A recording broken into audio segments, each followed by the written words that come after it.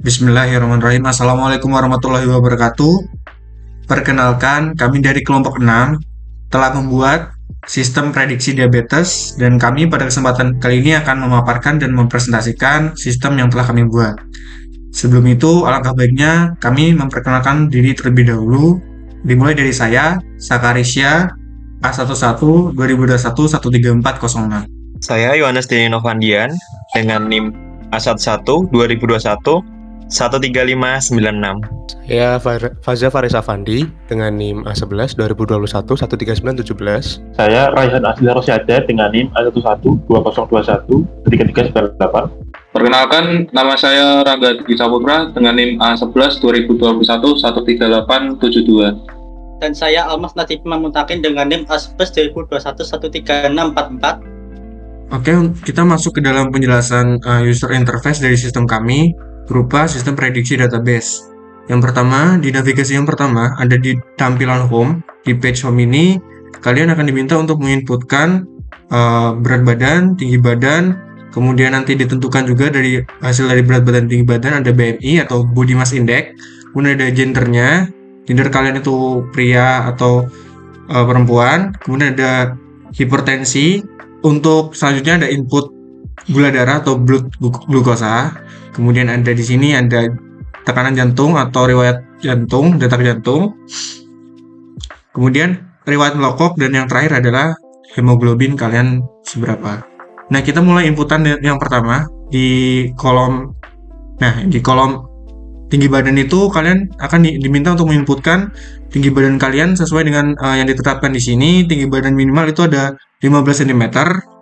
Kalau misalkan kita nginputin dikurang dari 15 cm nanti akan menemukan peringatan seperti berikut. Coba kita inputkan di angka 4 cm.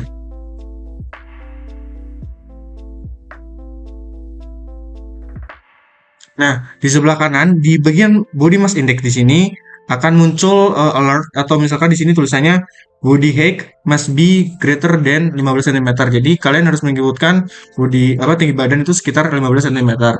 Dilanjutkan dengan berat badan. Di sini berat badan minimal 30 kg. Coba kita langsung inputkan 30 kg. Kita ubah aja yang sebelah kanan, yang sebelah kiri, yang sebelah kiri di angka mungkin tinggi badannya sekitar 160. Nah, coba. Nah, di sini akan langsung hasilnya akan langsung muncul. Body mass index-nya sebesar 11,7 sekian segitu ininya. Kemudian lanjut ke bagian gender. Kita pilih gendernya adalah laki atau perempuan. Kita pilih female aja, female. Nah, oke, sudah. Nah, ini riwayat. Kemudian selanjutnya adalah riwayat hipertensi sebelah kanan. Apakah sudah pernah mengalami hipertensi atau belum? Kita pilih yes. Jadi untuk bagian input glukosa kita langsung inputkan aja. Misalkan kita di sini inputin sekitar ini kan gula darah ya, gula darah atau blood glukosa di sini sekitar 180. Nah, di sini ada batas maksimumnya. Misalkan kita inputkan lebih dari 200 itu akan dapat peringatan juga. Tapi kita langsung inputkan aja 180 aja langsung 180 biar cepat. Kemudian di sebelah bawah kita lanjut ke bagian kiri, sebelah kiri ada heart distension sebelah kiri. Sini bisa kalian inputkan misalkan yes atau yes saja yes. Sebelah kanannya lagi lanjut riwayat merokok. Kalian apakah sudah pernah merokok?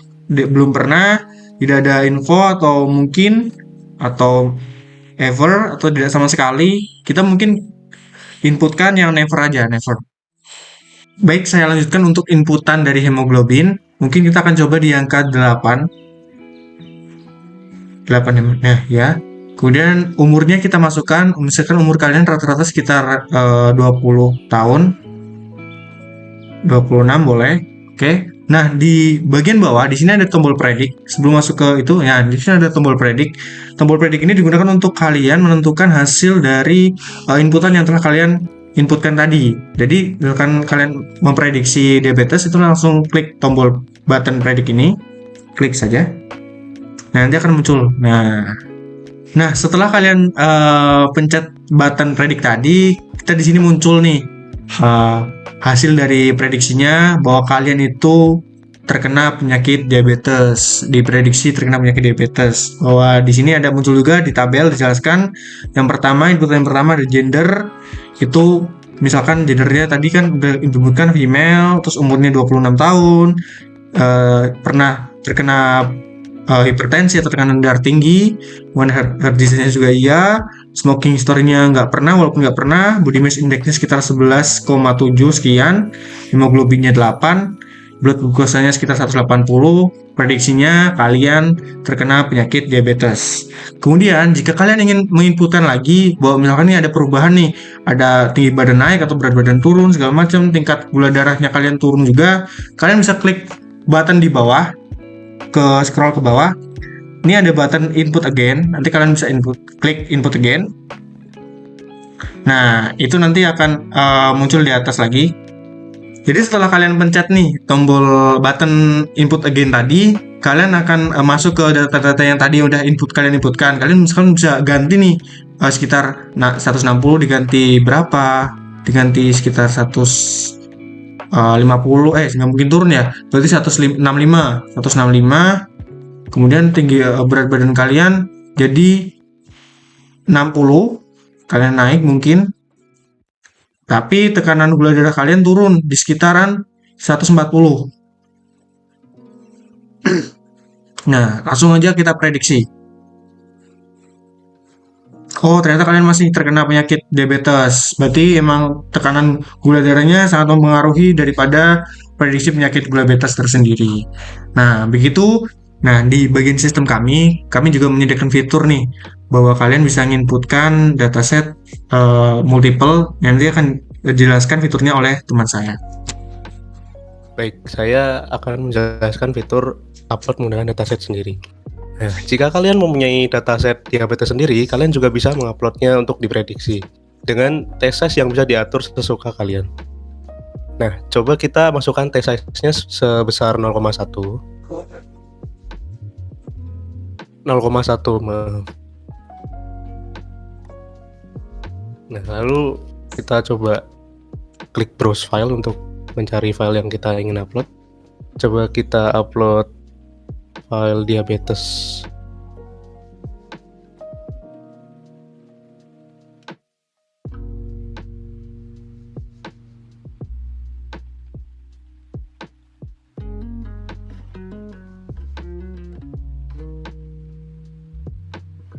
Ya, perlu diperhatikan, pastikan format file yang diupload itu berekstensi CSV ya. Nah, itu sekarang muncul data frame-nya. Kan kita tadi masukkan TCS-nya sebesar 0,1. Nah, diambil data dari dataset diabetes tadi yang berisikan 55.000 indeks, maka akan diambil secara random sebesar 10% dari 55.000 tersebut, yaitu 5.500.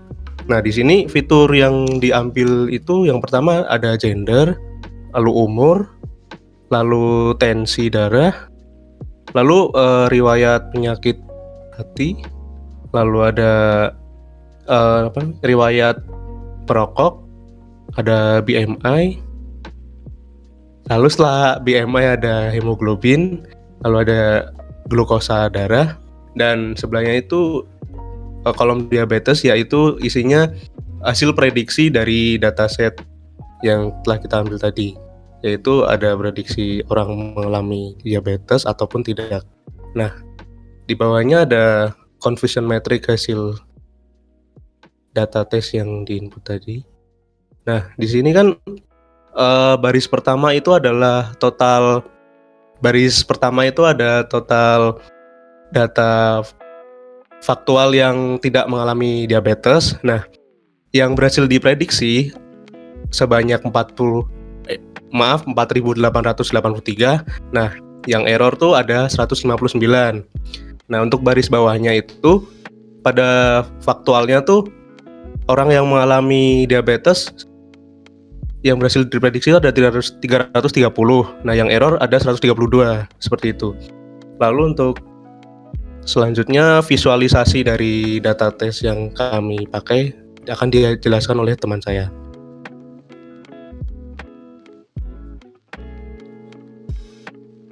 Baik, terima kasih. Dan di sini saya akan melanjutkan bagian visualize. Dan di sini di bagian text visualize kita dapat melihat data visualisasi, yaitu yang pertama ada plot confusion matrix, kemudian ada plot decision tree. Nah, kita mulai yang plot confusion matrix. Plot confusion matrix sendiri adalah visualisasi grafis dari confusion matrix yang memperlihatkan distribusi kelas, prediksi, model, klasifikasi yang berguna untuk membantu dalam menganalisis kinerja model dengan jelas. Nah, di sini ada 4 bagian yang di bagian kiri atas itu adalah true negatif, kemudian di belakang ada false negatif, kemudian yang kiri bawah ada false positif, kemudian yang kanan bawah ada true positif. Nah, di bagian confusion matrix bagian atas itu ada total data aktual sebesar 50.275, itu data yang diprediksi tidak diabetes dan berhasil semua diprediksi. Dan kemudian yang sebelah kanan itu ada 0. 0 itu maksudnya tidak ada error maupun miss dalam memprediksi yang tidak terkena diabetes. Kemudian yang bagian bawah, total aktual data yang diprediksi diabetes totalnya ada 3.163. Dan kemudian data yang error saat diprediksi itu totalnya ada 1.597.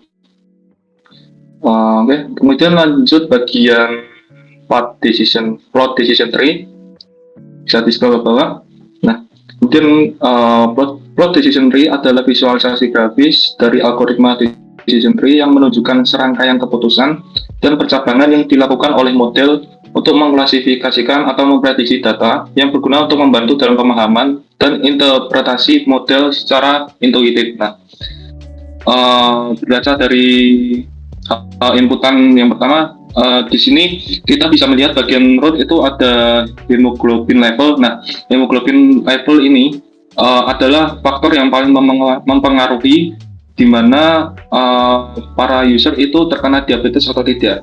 Jadi, ketika hemoglobinnya kurang dari sama dengan 6,7, di situ kita bisa langsung masuk ke bagian true atau masuk ke bagian percabangan true.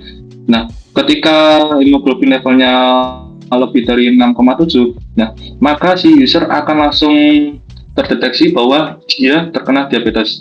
Nah, kita masuk bagian true. Di sini ada glukosa yang mempengaruhi juga user tersebut terkena diabetes atau tidak. Jadi ketika glukosa levelnya kurang dari atau sama dengan 210, maka kemudian dia akan masuk ke kelas 0.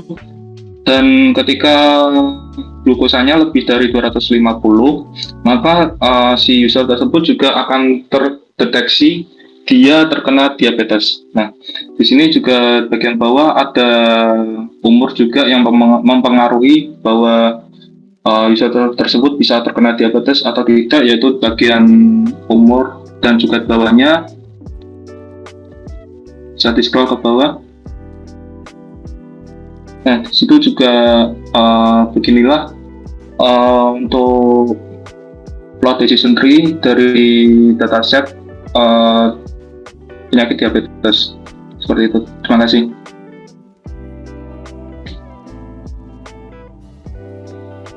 Kemudian bisa dilanjutkan ke bagian upload, dilanjutkan oleh teman saya.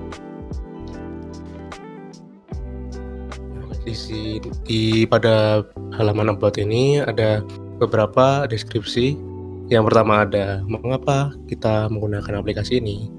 Nah, yang pertama tuh ada alasannya, ada karena aplikasi ini dapat memprediksi apakah seseorang menderita diabetes atau tidak. Lalu di samping itu aplikasi ini bisa membantu tenaga medis untuk mendiagnosa diabetes dan membantu orang jika ingin memeriksa apakah dia terkena diabetes atau tidak secara mandiri. Nah, bawahnya ada tentang data set diabetes yang kita gunakan. Nah, di situ ada ada tulisan klik here untuk melihat dataset yang kita gunakan pada Kaggle. Coba diklik. Nah, ini dataset yang kita gunakan.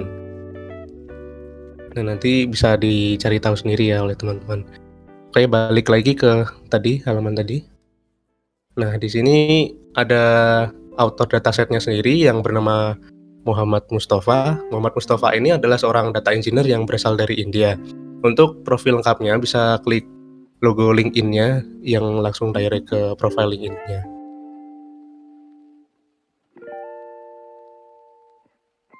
Nah, ini adalah Muhammad Mustafa, cukup memiliki nama.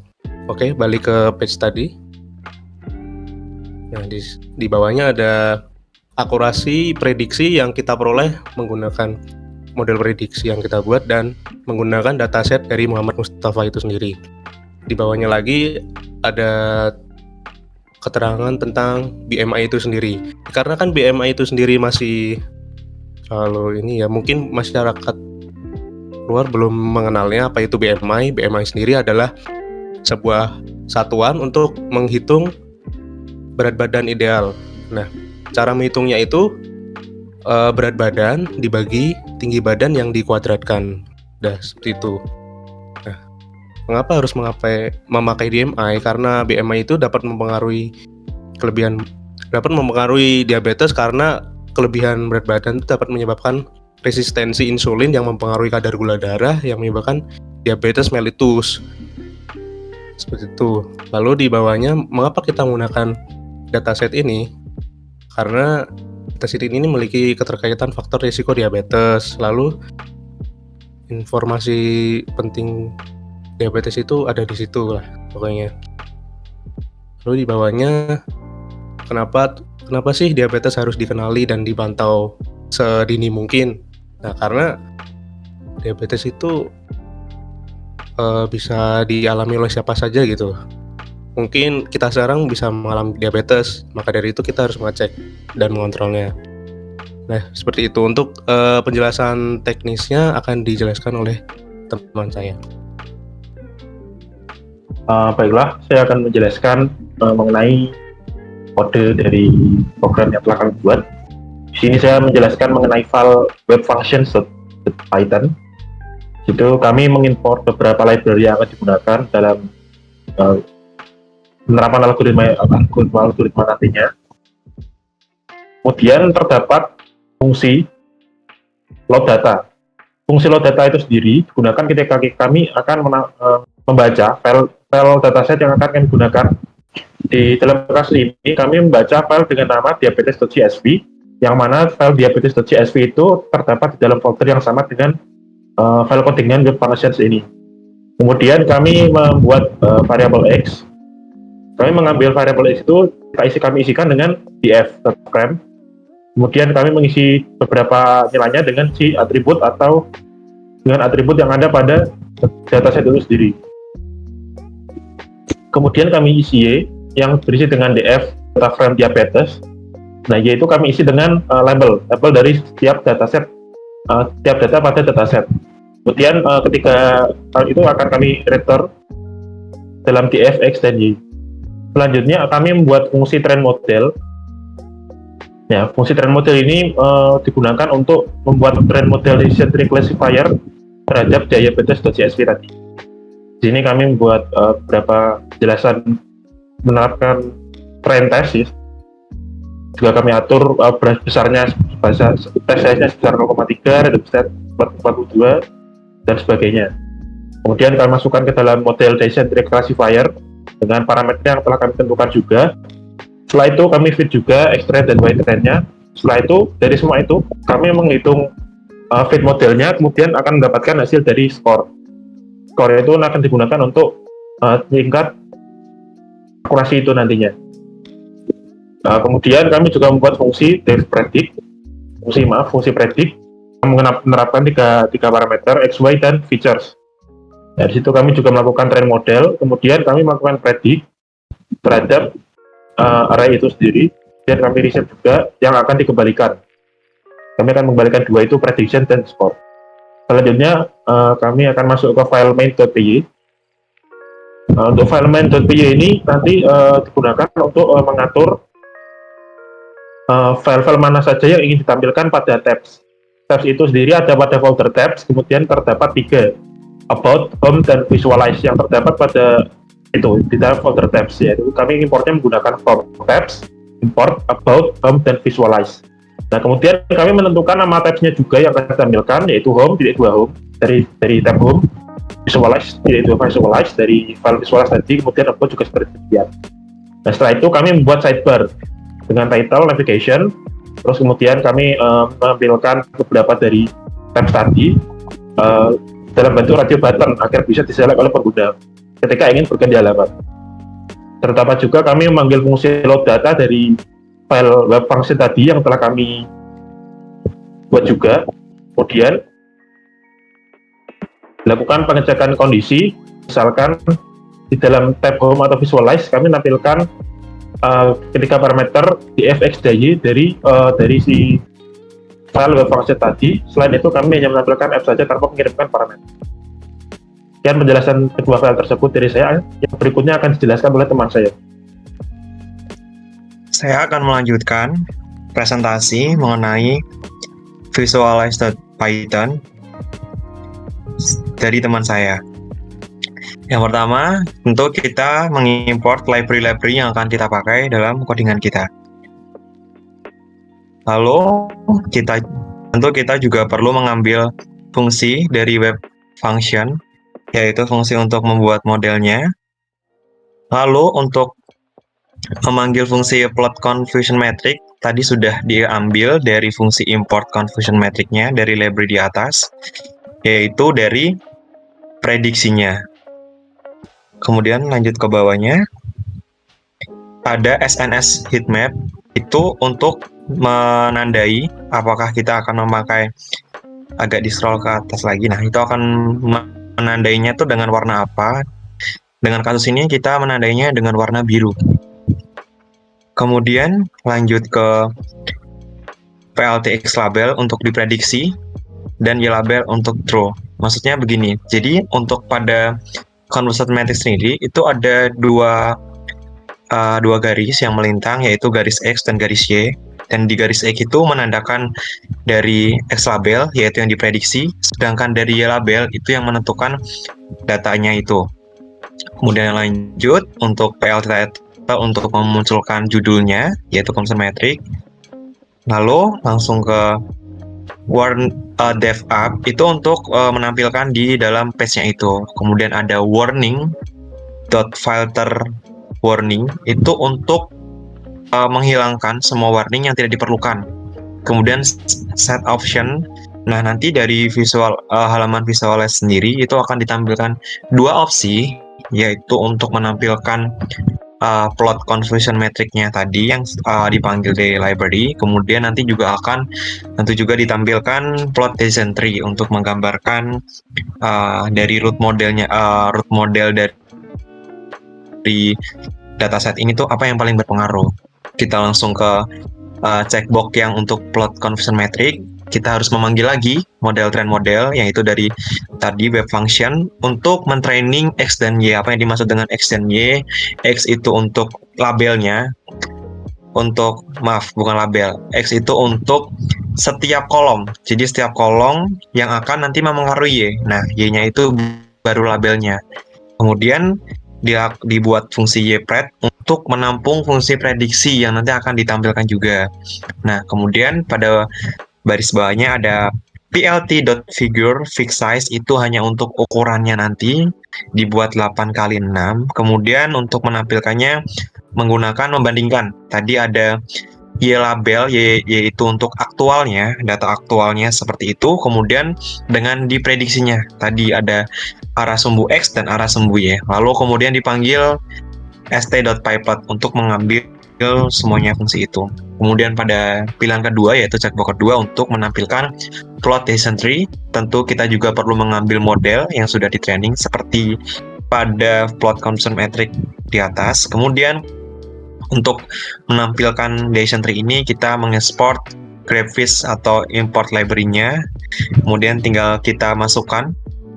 Untuk modelnya itu dysentery, max depth itu 5, yang dimaksud 5 itu nanti pada halamannya itu hanya dibatasi 5 bagan. Jadi sampai urutan kelima ke bawah itu nanti di stop sampai situ. Karena jika diteruskan itu akan menjadi sangat banyak sekali untuk mempengaruhi dataset ini. Kemudian out file kita isi none, filenya kita isi true, rounded itu pada nanti penggambarannya dibikin rounded. Fitur names-nya nanti dibuat X column. X column itu adalah setiap parameter atau setiap kolomnya nanti yang akan mempengaruhi si class name. Nah, class name-nya itu baru Y. Nah, apa yang dimaksud 0 dan 1? Jika class name-nya 0, itu berarti dia tidak diprediksi atau mungkin dia diprediksinya belum, atau mungkin yang satu yaitu dia diprediksinya terpapar diabetes. Nah, untuk ST Graphics Chart itu untuk mengeprint, untuk menampilkan data atau parameter yang sudah dibuat di atas. Itu adalah untuk bagian visualize.python. Kemudian kita lanjut ke dalam about.python. Kenapa langsung ke about? Karena ini sangat berpengaruh. Jadi dalam visualize itu kita memanggil fungsi dari atribut atau dari dataset dari punya Muhammad Mustafa, yaitu yang membuat dataset ini yang dapat kami ambil dari web Kaggle. Seperti sebelumnya pada visualize.py, coba dinaikkan kembali. Tentu kita awal mengimport dulu, mengimport library-library yang akan dipakai. Kemudian masuk ke dalam dev app, yaitu kemudian halaman aplikasinya. Untuk judul, kita memakai st.title. Mengapa kita menggunakan aplikasi ini? Dan untuk st.write itu untuk penjelasannya, deskripsinya. Jadi ditaruh di bawah, karena itu mempengaruhi besar kecilnya font. Sama juga di bawahnya, itu untuk about dataset diabetes prediction. Tentu untuk memakai judul. Kemudian, nah kenapa memakai Markdown? Karena kita akan menampilkan keterangan dataset itu berwarna green. Itu ada keterangan green dan ada bintang yang merangkum di green dataset itu. Artinya nanti dataset itu akan dibuat tebal dan berwarna hijau. Kemudian untuk that using a trend model itu dibikin bintang saja, artinya ditebalkan. Lalu kita menyimpan link dari Kaggle itu dimasukkan ke dataset link. Supaya apa? Supaya nanti kita taruh di ST Markdown untuk ditampilkan nanti. Jadi gambarannya ketika kita membaca link for diabetes prediction dataset itu langsung ada hyperlink untuk nanti diklik, nanti mengarah ke langsung ke Kaggle itu sendiri. Jadi untuk bisa mengecek dataset itu dari mana asalnya. Kemudian untuk author dataset itu memakai set title supaya ukurannya besar, dan kita menampung variabel dari Muhammad Mustafa ini di dalam image supaya nanti dipanggil atau diperkecil terlebih dahulu, ukurannya menjadi 200-200, kemudian dipanggil di dalam halaman bawahnya. Kemudian selanjutnya kita tampilkan namanya Muhammad Mustafa sebagai data engineer. Kemudian kita juga menampung variabel LinkedIn itu untuk menampung link LinkedIn-nya, kemudian ditampilkan di URL-nya supaya nanti ketika kita klik hyperlink-nya, URL-nya, nanti kita langsung mengarah kepada beliau ini, Muhammad Mustafa ini, untuk menampilkan data dari LinkedIn-nya. Kita ke bawah lagi. Nah, itu untuk sama seperti sebelumnya, untuk akurasi prediksi itu judulnya dibikin title, kemudian nah ini adalah akurasi. Akurasi ini diambil dari dataset sebelumnya yang sudah diolah di dalam map function dan visualize untuk ditampilkan akurasinya di sini. Jadi dalam dataset ini kita sudah melakukan prediksi dengan dysentery itu berapa persennya nanti ditampilkan. Kemudian kita cek untuk about BMI itu untuk apa itu BMI itu kita jelaskan juga untuk masyarakat atau untuk yang belum mengenal saja, nanti akan diberi penjelasan apa itu BMI dan bagaimana cara menghitung BMI yang dilakukan oleh sistem kami. Kemudian selanjutnya mengapa kita menggunakan dataset ini, kita buat title dibikin besar, kemudian keterangannya dibikin ST-write. di scroll ke bawah lagi. Nah, ini sama juga mengapa diabetes perlu diidentifikasi, itu dibikin judul title dan kemudian ada deskripsinya. Itu adalah bagian dari halaman about.python. Kemudian selanjutnya akan dilanjutkan home.python, itu untuk teman saya.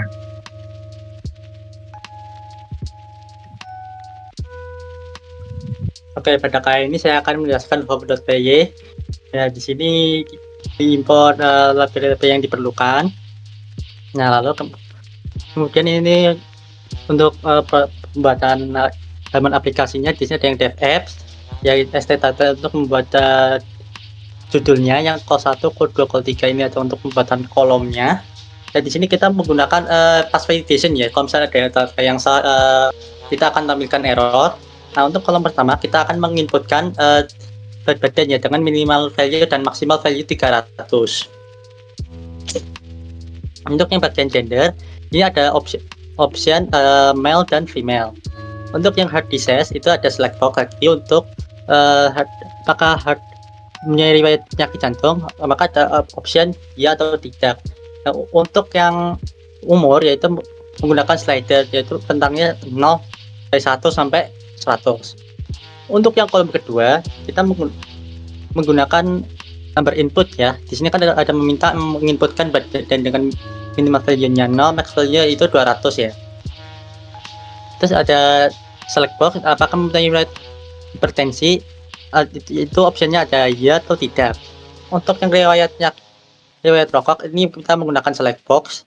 Apakah ada di sini ada never, no info, current, former, ever, dan not current. Untuk yang kolom ketiga, ini kita ada body mass index ya.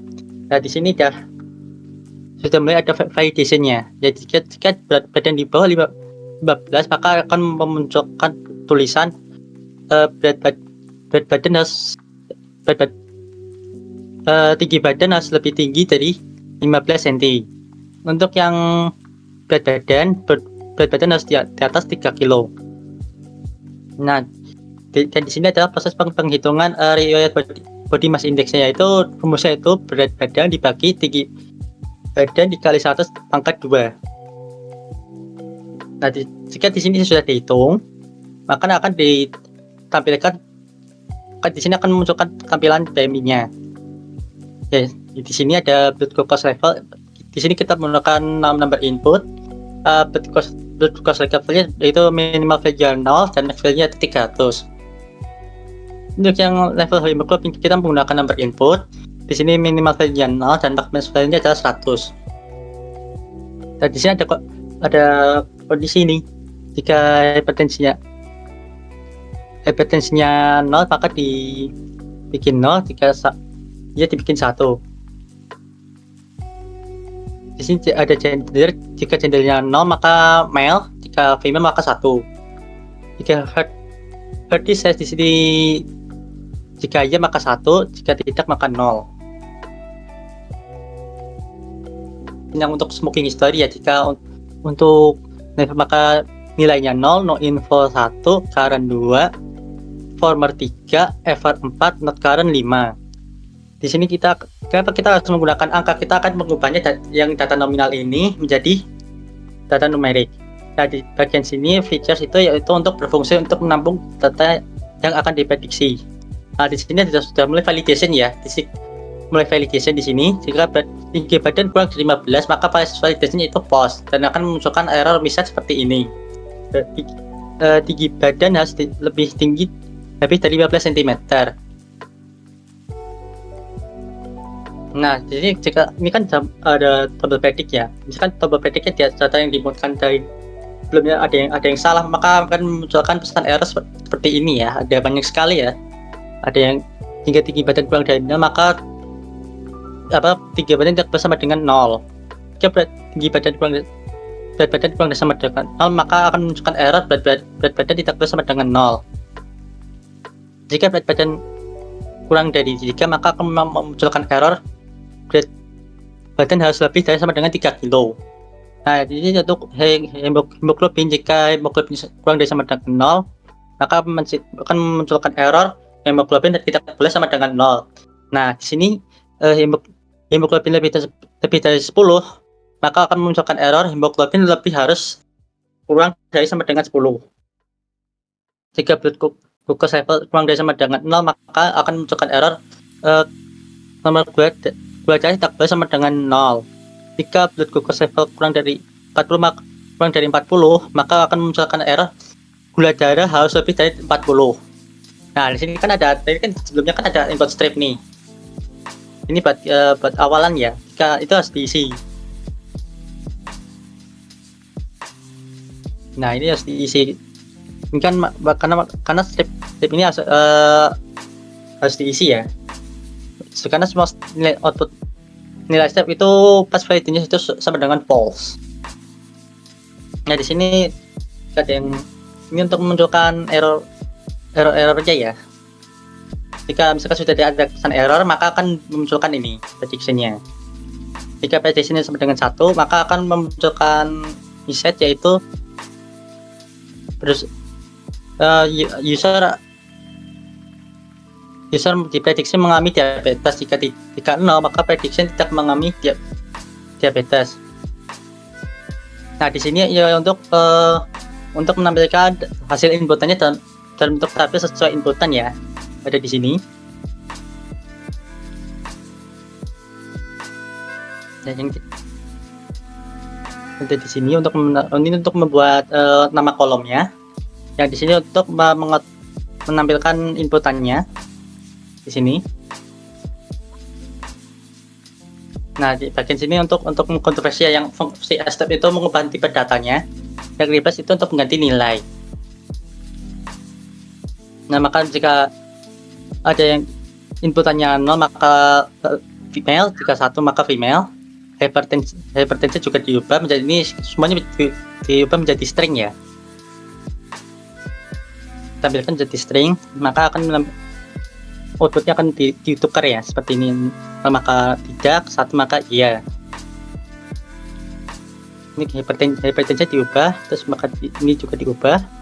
Yang bisa diubah jadi string juga. Yang awal nilainya 0 jadi no. Smoking history juga sama. Maka hasilnya akan seperti ini. Dan ini adalah untuk menampilkan tabelnya. Ini untuk apakah ingin menginput lagi, dan nanti maka akan mereset tabelnya, dan kita akan memulai inputnya dari awal. Nah, ini untuk yang multiple inputnya. Apakah kalian punya dataset? Nah, maka jika bisa, maka bisa diunggah ya. Tapi sebelum itu kita akan menginputkan text size-nya. Nah, input text size ini kita bisa atur ya. Kita menggunakan number input. Minimal value-nya itu 0,1 dan max value-nya 0,9. Nah, ini untuk default value-nya itu 0,3. Dan misalkan kita mau ganti-ganti itu lepasnya tiap 0,1.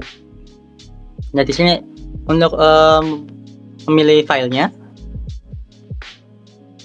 Nah, di sini untuk membaca file CSV-nya yang ini. Nah, ini itu untuk menampilkan judul data frame. Nah, ini untuk kolom yang berpengaruh, dan di sini ada kolom untuk prediksinya. Nah, sebelum itu kita harus konversi dari string ke integer. Dikonversi dulu ya. Jika misalnya ada yang nilainya 0, maka ditukar menjadi male, salah satu jadi female. Jadi semua dikonversi dari string jadi integer. Yang 0 jadi 0, yang Y jadi 1, yang lain juga sama. Nah, setelah semua data dikonversi dari string jadi integer, maka kita akan membuat modelnya. Modelnya seperti ini. Ini adalah untuk menampilkan akurasinya.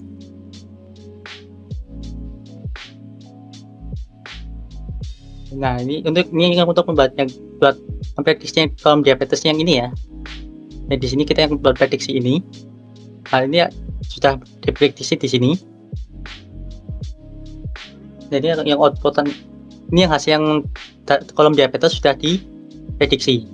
Nah, setelah diprediksi, maka akan mengkonversi data yang integer menjadi string. Yang diprediksi ini diubah jadi string. Jika ada, maka pengguna tidak diprediksi tidak mengalami diabetes. Jika 1, maka pengguna akan diprediksi mengalami diabetes. Nah, setelah kita kan awalnya kan dari konversi data dari string ke integer, maka kita akan kembalikan lagi dari integer menjadi string seperti ini. Nah, ketika sudah dikonversi, maka akan menampilkan hasil prediksinya ya. Ini join by pet, itu kan prediksi yang diabetesnya. Jika sudah diprediksi, maka kita akan menampilkan plot conversion metricnya ya, dari yang berdasarkan test size yang kita inputkan. Jika misalkan kita akan mempunyai data 100, maka data testnya akan menjadi 10. Dengan misalkan kita ambil test size-nya 10%, maka data tesnya kita akan mengambil sebanyak 10. Demikian penjelasan program ini. Terima kasih telah memperhatikan kelompok kami, telah menyaksikan video yang telah dipaparkan oleh kelompok kami. Mungkin ini bisa jadi referensi kalian untuk membuat sistem serupa, untuk prediksi serupa atau segala macam. Kami akan sertakan juga kebutuhan dari pembangunan dari sistem ini seperti link Kaggle, dataset, dan segala macam di kolom deskripsi di bawah. Sekian dari kelompok kami, kurang lebihnya mohon dimaafkan. Wassalamualaikum warahmatullahi wabarakatuh.